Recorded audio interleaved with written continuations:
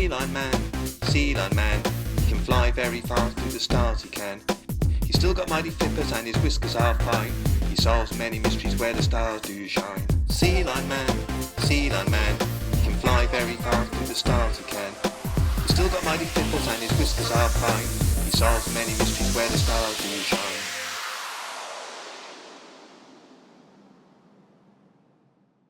Hello Sealion Man fans, and today you're here with me, Sealion Man, and as always, I'm here with Little Pup. Say hello, Little Pup. I've just splashed down back to Earth. Did you know in the olden days, astronauts used to land in the sea and get picked up? That's because you missed the landing pad. Well, the landing pad is very small and the ocean is very big.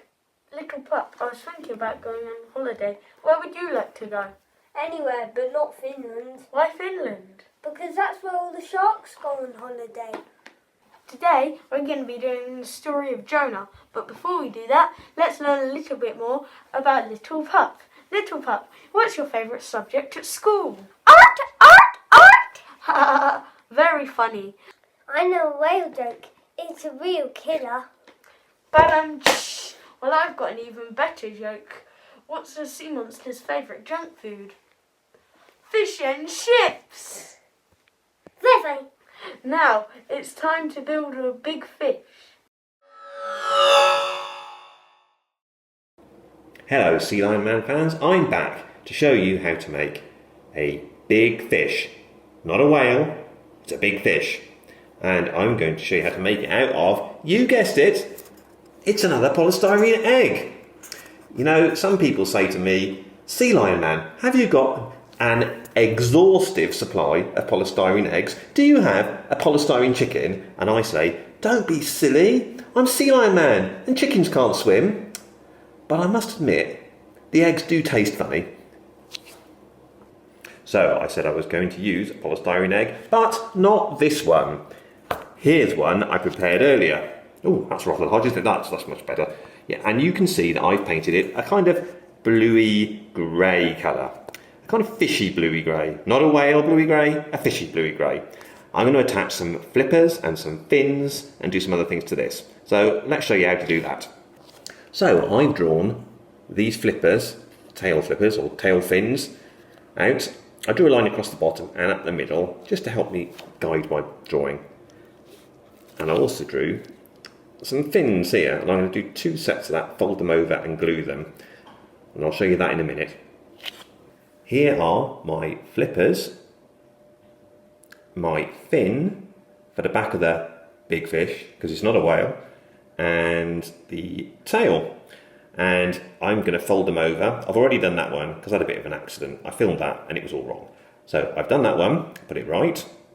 And I'm going to fold those over with the cocktail sticks in the middle and glue them together. Now, cocktail sticks are a bit sharp and I've had to cut them up, so you might need to find a responsible adult to help you. I always have difficulty finding a responsible adult, but hopefully it'll be much easier for you and your parents are more responsible then. Some around here. I'll stick these down and I'll be back in a minute. Here they are, all stuck down, ready for gluing. You might find they don't want to stick. So, if your mum's not looking, you can pinch some of her clothes pegs. I mean, ask your mum if you can borrow some clothes pegs and you can do this.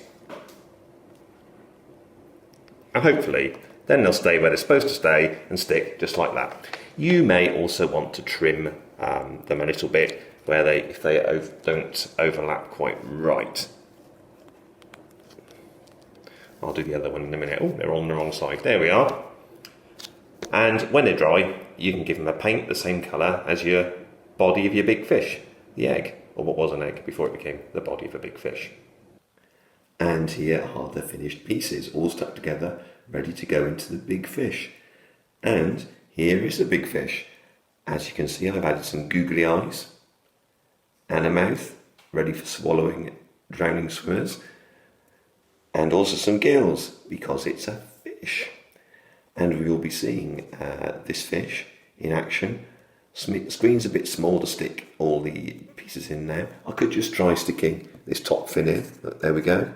spiky bit goes in just there. But you'll be seeing this big fish in a minute in Jonah and the big fish. Ooh. Oops.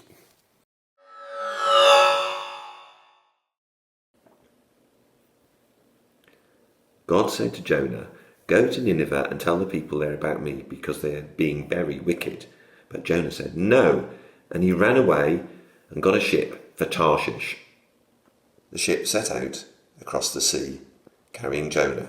The Lord sent a great wind and a violent storm.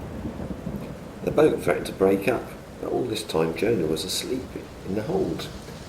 The sailors cast lots to find out who was responsible for this terrible storm that God had brought on them. And they discovered it was Jonah. And Jonah told them what he had done. They tried to row for shore, but they couldn't do it.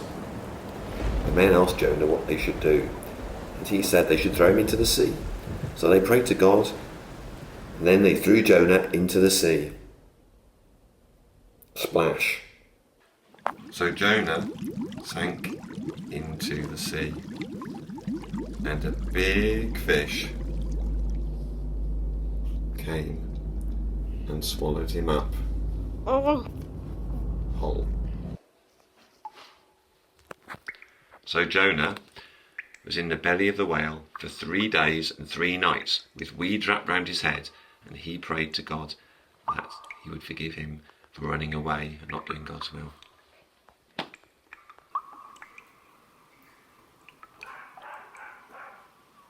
After 3 days in its tummy, a big fish came to the shore and vomited Jonah up onto the beach.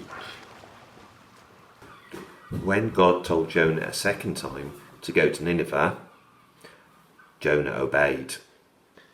When the people heard Jonah's message, they were very sorry for their evil ways and turned away from them. And when God saw this, he had compassion on them and decided not to punish them for what they had done.